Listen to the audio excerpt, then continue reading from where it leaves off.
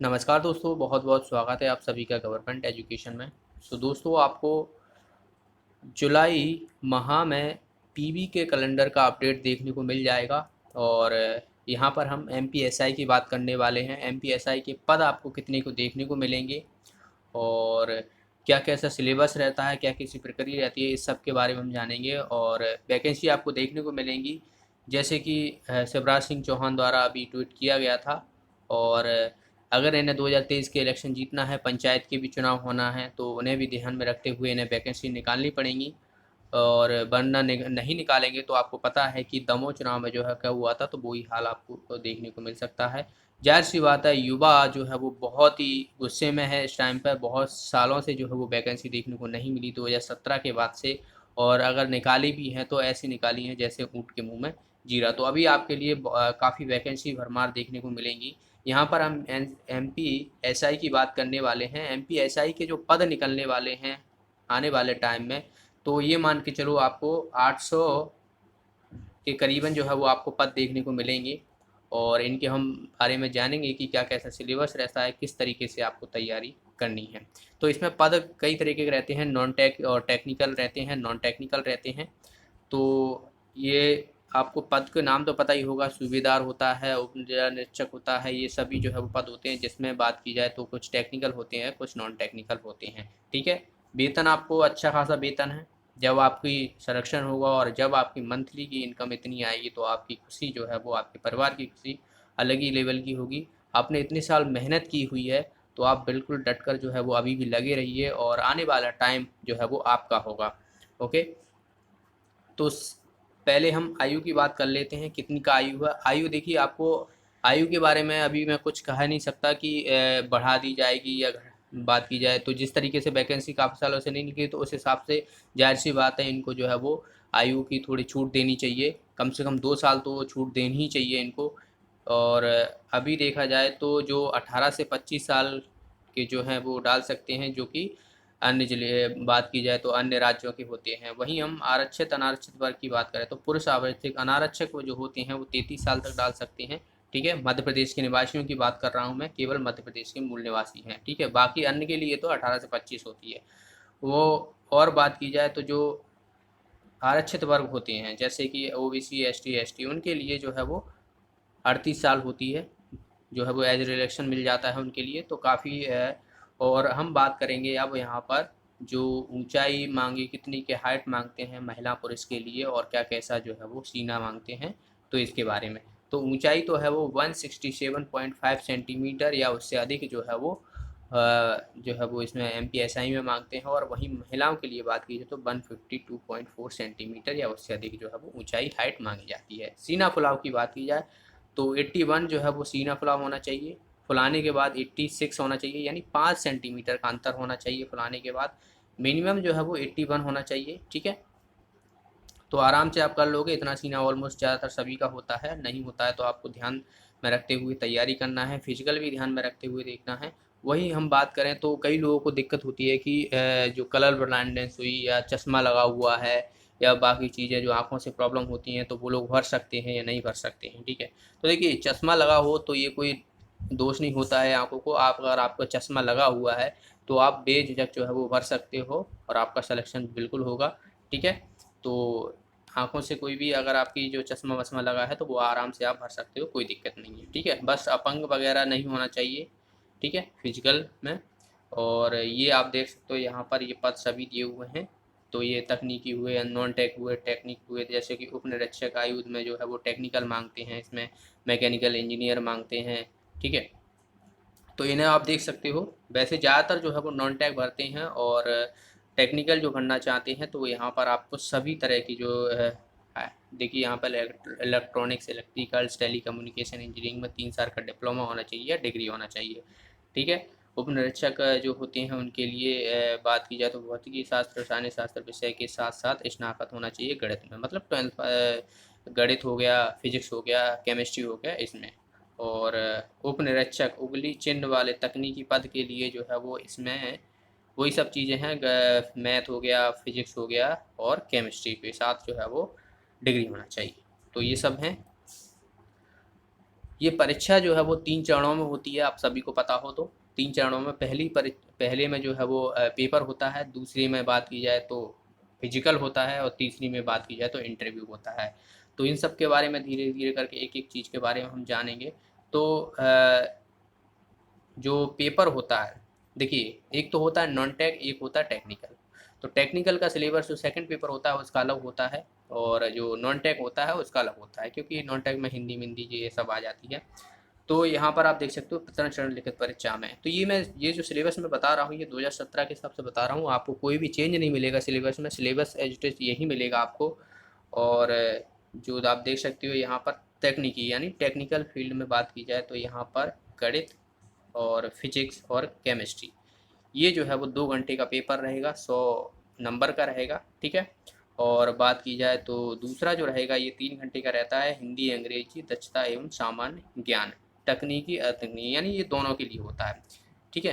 तो ये 200 नंबर का होता है। तो जो टेक्निकल होते हैं उनके लिए अलग पेपर होता है एक, जिसमें जो है वो मैथ फिजिक्स और केमिस्ट्री पूछी जाती है। आगे हम बात करें तो टेस्ट होता है, जो टेस्ट होता है मतलब जो फिजिकल होता है उसमें 800 मीटर की दौड़ होती है आपको, और लंबी कूद होगी और गोला फेंक होगी, ये 3 चीज़ें होंगी। ये सिर्फ क्वालिफाइंग होता है, इसमें कोई भी नंबर आपके जोड़े नहीं जाएंगे, नंबर जो रहेंगे वो पेपर के रहेंगे और इंटरव्यू करेंगे, ठीक है। तो फिजिकल होता है, इन सब के बारे में कोई भी नंबर का जो है वो नहीं जोड़े जाते हैं। वहीं हम बात करें तीनों क्वालिफाइंग स्वरूप से जो है वो कोई अंक नहीं प्रदान किया जाएगा। तो देखिए यहाँ पे लिखा भी है कि फिजिकल जो भी दौड़ तीनों चीज़ें यानी दौड़ हो गई, लंबी कूद हो गई और गोला फेंक हो गया, इनमें कोई भी अंक नहीं दिया जाएगा आपकी परीक्षा के लिए, ये सिर्फ क्वालिफाइंग मार्क्स होता है। तो इनके टाइमिंग आपको बता दूंगा कि 800 मीटर जो है वो कितने में दौड़ना चाहिए। देखिए यहाँ पर 800 मीटर है, 800 मीटर दौड़ क्वालिफाइंग करने हेतु निर्धारित अधिकतम समय पुरुषों के लिए 2 मिनट 40 सेकंड है, अवसर एक ही मिलेगा, ठीक है। तो जैसे ही आप फिजिकल देने जाओगे तो सबसे पहले दौड़ होती है, ध्यान रखना, सबसे पहले जो है वो दौड़ होगी, मतलब डॉक्यूमेंट वेरिफिकेशन हो जाता है, जो भी चीज़ें होती हैं थंब वगैरह जो लगाते हैं, डॉक्यूमेंट्स आपके सारे ओरिजिनल होने चाहिए, वहाँ पर फोटोकॉपी ले जाना, और वो सब चेक करते हैं वहाँ पर, ठीक है। उसके बाद जो है वो सारे क्लियर चीज़ें होने के बाद वो आपको फिजिकल ग्राउंड में भेजा जाता है, और वहाँ पर आपको पैरों में जो है वो चिप लगाई जाती है, दोनों पैरों में लगाई जाएगी, और आपको एक सीरियल नंबर जो है वो आपकी पीठ पर या सीने पर चिपका दिया जाता है। तो 2 मिनट 40 सेकंड जो है वो ये पुरुषों के लिए रहता है, और 3 मिनट 30 सेकंड जो है वो महिलाओं के लिए रहता है। वहीं हम बात करें भूतपूर्व सैनिक के लिए 3 मिनट 15 सेकंड होता है, एक अवसर मिलेगा सभी के लिए। लंबी कूद की बात की जाए तो 13 फीट लंबी कूद, मतलब इस तरीके से, ठीक है। ऊंची कूद ये होती है, लंबी कूद ऐसी होती है। तो लंबी कूद जो रहेगी वो 13 फीट की रहेगी, आपको 13 फीट जो है वो लंबी कूद करना है पुरुषों के लिए। ये 3 अवसर मिलेंगे इसमें, 3 बार आपको दिया जाएगा, मान लो एक बार में नहीं आई तो दूसरी बार और तीसरी बार, ठीक है। 3 अवसर दिए जाएंगे, महिलाओं में भी 3 अवसर दिए जाएंगे, लेकिन इनकी जो रहेगी वो 10 फीट जो है वो लंबाई रहेगी। वहीं बात की जाए भूतपूर्व सैनिक की, इसकी भी 10 फीट और 3 अवसर दिए जाएंगे। गोला फेंक की बात की जाए तो 19 फीट आपको गोला फेंकना पड़ेगा, इसका वजन रहेगा 7.26 kg रहेगा, ठीक है, इतना वजन रहेगा। इसमें भी 3 अवसर दिए जाएंगे। दौड़ को छोड़कर बाकी जो गोला फेंक होता है, लंबी कूद होती है, इनमें सभी में जो है आपको 3 अवसर दिए जाते हैं। और महिलाओं की बात की जाए तो ये 15 फीट फेंकना पड़ता है, इनका वजन रहता है वो 4 kg रहता है, ठीक है। और भूतपूर्व सैनिक होते हैं, इनको 15 फीट फेंकना पड़ता है, 7.26 किलोमीटर जो 6 kg जो है वो ये इनका वजन रहता है। तो इनको भी आपको ध्यान में रखते हुए प्रैक्टिस करना है। अब बात करते हैं हम इंटरव्यू। तो पहले पेपर हो गया, फिर आपका फिजिकल हो गया, उसके बाद जो है वो इंटरव्यू होता है। इंटरव्यू में आपको जो है वो 10 अंक मिलते हैं, ठीक है। तो अगर मान लो आप इंटरव्यू में घबराते हो या आप कितने भी गधा हो ना, तो आपको मान के चलो कि 5 से 6 नंबर आपको आराम से मिल जाएंगे। अगर आप कुछ भी नहीं बोलते हो ना तो इतने नंबर आपको डेफिनेटली मिल जाएंगे, कोई भी आपके नहीं काटेगा इससे ज़्यादा इतने नंबर। बाकी आप अच्छे हो, इंटरव्यू देने में एकदम कॉन्फिडेंस फील करते हो, कुछ चीज़ें आसान से क्वेश्चन जो है वो पूछ ले जाते हैं, एमपी के जी के बारे में कुछ पूछ लेंगे, कुछ जो है वो करंट के बारे में कोई भी घटना पूछ लेंगे जो आपको पॉपुलर होगी, ठीक है ना। डेली आप करंट अफेयर्स पढ़ते हो तो जाहिर सी बात है अगर आप नई भी क्वेश्चन का जवाब दे पाते हो कुछ क्वेश्चनों का तो कोई भी दिक्कत नहीं है। तो अगर आप थोड़े अच्छे हो तो आपको 8 नंबर आसानी से मिल जाएंगे इंटरव्यू में, ठीक है। तो ये जोड़े जाते हैं अब हम बात करते हैं केवल तकनीकी पदों के लिए। तो ये मैं बता चुका हूँ, रसायन, भौतिक और गणित। ये जो रहेगा वो जो केमिस्ट्री रहेगी वो 33 नंबर की आती है, फिजिक्स रहेगी वो रहेगी अपनी 33 नंबर की, और गणित जो रहता है वो 34 नंबर का। तो 100 नंबर का पेपर होता है जो कि टेक्निकल फील्ड में रहता है, ठीक है। और ये रहता है जो अंग्रेजी रहती है वो, देखिए अंग्रेजी जो है वो 30 नंबर की पूछी जाती है। तो ये पहले मैं बात कर लेता हूँ जो नॉन टैग होते हैं, ठीक है, नॉन टैग। तो मैं सीधा सीधा यहाँ पर नॉन टैग में क्या रहता है, 200 नंबर का पेपर होता है, 100 नंबर का। तो पहले जो 100 नंबर का पेपर रहता है उसमें क्या रहता है, अपना एमपीजी के रहेगी, करंट अफेयर्स रहेगा, ठीक है। और बात की जाए तो अपना मैथ्स रहेगा, मैथ्स रीजनिंग जो है ये 30 नंबर का रहता है, ठीक है, दोनों मिला के।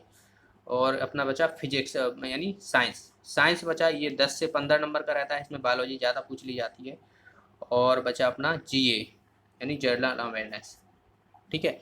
तो ये लूसेंट आप पढ़ते हो, हिस्ट्री वगैरह, ये यहाँ से हो जाएगी आपकी 10 से 15 नंबर की आपको एमपीजी के मिलेगी। करंट अफेयर्स भी करीबन जो है वो आपको 10 नंबर का मिल जाएगा। तो ये मान लो आपको ये सब चीज़ें मिला के जो है वो 100 नंबर का आपको ये पेपर होगा। जो ये मैं नॉन टैग का बता रहा हूँ, देखिए ये वाला जो पहला पेपर है वो नॉन टैग और टैग दोनों के लिए सेम ही रहेगा। अब नॉन टैग का जो सेकंड पेपर रहता है उसमें जो रहेगी 70 नंबर की हिंदी रहेगी, और 30 नंबर का जो है वो इंग्लिश रहेगी, ठीक है। तो ये भी 100 नंबर का हो गया। तो 70 नंबर की हिंदी हो गई और 30 नंबर की इंग्लिश हो गई। इंग्लिश आसान से क्वेश्चन पूछ ले जाते हैं, और हिंदी में जो है वो आपको ग्रामर पूछ ली जाएगी, गद्यांश, साहित्य, लिटरेचर वगैरह के कुछ क्वेश्चन रहते हैं उसमें। तो वो हम आगे देखेंगे, हिंदी का सिलेबस हम सब देख लेंगे कि क्या क्या जो है वो कहाँ कहाँ से क्वेश्चन पूछ लिया जाता है। तो ये जो रहता है वो सिलेबस रहता है आपका, और इसमें से आपको 170 नंबर जो है वो स्कोर करना है। 170 नंबर आपके आ गए तो आपका सिलेक्शन जो है वो कोई भी नहीं रोक सकता। बाकी आपको फिजिकल निकालना पड़ेगा, बस फिजिकल निकालने के बाद आपको इंटरव्यू में कोई दिक्कत नहीं होगी। किसी को भी आज तक कभी आपने सुना नहीं होगा कि कोई इंटरव्यू से बाहर निकाल दिया हो, उसका सिलेक्शन नहीं हुआ, तो ऐसा कभी नहीं हुआ है आज तक। तो इंटरव्यू की आप बिल्कुल टेंशन ना लें, ठीक है। बाकी आपको जो दोनों पेपर हैं इन्हीं पे फोकस करके जो है वो आपको 170 नंबर लाना है, ठीक है। तो ये तो इंग्लिश है। इंग्लिश में देखिए टेंसेस पूछ ले जाते हैं, मॉडल पूछ ले जाते हैं, determinants, article, voice, narration, proposition और क्लॉज, ये सब पूछ ले जाते हैं, ठीक है।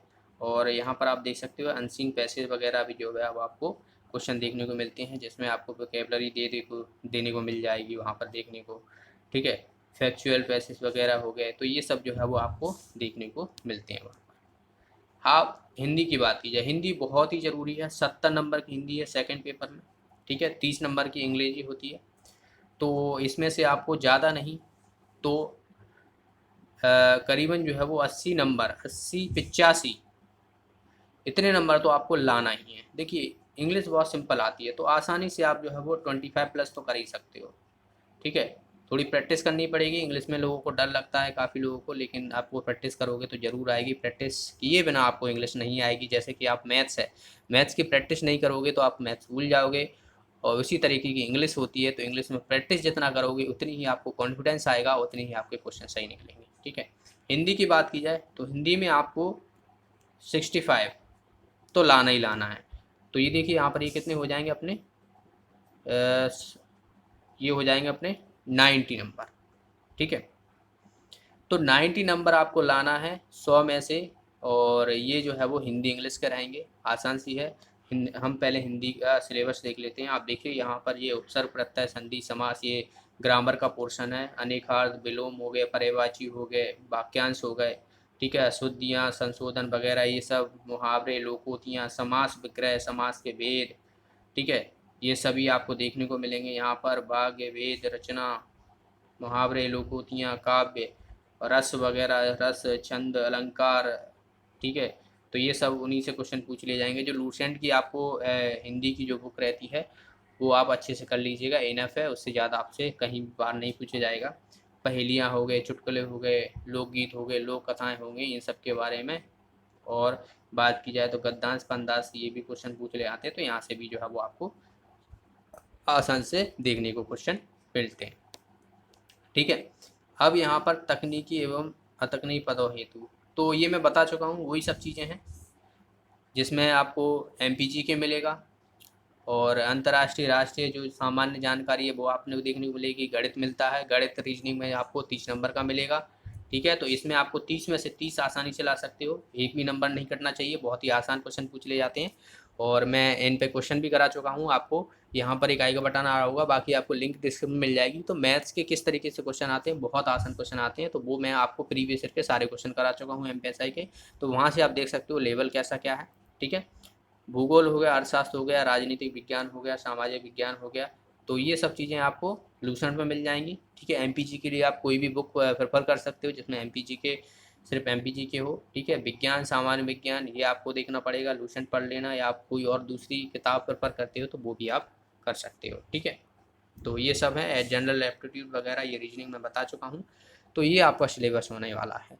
तो आने वाले टाइम में आपके लिए बहुत ही मतलब वैकेंसी देखने को मिलेंगी, और आपको अच्छे से प्रिपरेशन जारी रखना है, अपना उत्साह जो है वो बनाए रखना है, और तैयारी की जो है वो स्पीड जो है वो बरकरार रखनी है। ठीक है, बरकरार रखनी है। और आपको पद जो है वो मैंने आपको बताया, जैसे कि 800 के करीबन जो है वो आपको पद मिलेंगे एमपीएसआई में भर्ती में देखने को मिलेंगे। ठीक है, और अगले माह से जो है वो आपको पीवी का कैलेंडर अपडेट देखने को मिल जाएगा। तो अब आपका अगर और कोई भी डाउट है तो आप मुझसे कमेंट बॉक्स में पूछ सकते हो, मैं डेफिनेटली उसका जवाब ज़रूर दूंगा। और अपनी प्रिपरेशन को जो है वो बरकरार रखिए, बाकी परीक्षाओं को भी ध्यान में रखते हुए देखना है आपको। देखिए, पटवारी हो गई, फॉरेस्ट गार्ड होगी, फॉरेस्ट गार्ड की भी उसी टाइम से नहीं निकली हैं, तो इन्हें भी निकालनी पड़ेंगी। सरकार निकालेगी, बिना निकाले इनका कुछ नहीं होने वाला है, बंदा डूब जाएगी। तो इन्हें अपनी नाक बचानी है, तो ये सब तो करना पड़ेगा, क्योंकि युवा जो है वो बहुत ही भड़का हुआ है। इतने सालों से जो है वो वैकेंसी देखने को नहीं मिली है। चलो 2 साल कोरोना ने खा लिया, लेकिन उससे पहले की देखे जाए तो कुछ भी नहीं है, और कैलेंडर अपडेट नहीं हुआ है। चलो कोरोना है, पर कम से कम कैलेंडर तो अपलोड कर दो, तो वो भी आपको अब जल्द ही सब कुछ देखने को मिलेंगे। ठीक है, तो वीडियो अच्छा लगा तो वीडियो को लाइक और शेयर जरूर करना। और एक बार फिर से अगर आपको कोई भी डाउट है तो आप मुझसे पूछ सकते हो। मिलते हैं अगली वीडियो में, तब तक अपना ध्यान रखिए, पढ़ाई कीजिए। धन्यवाद।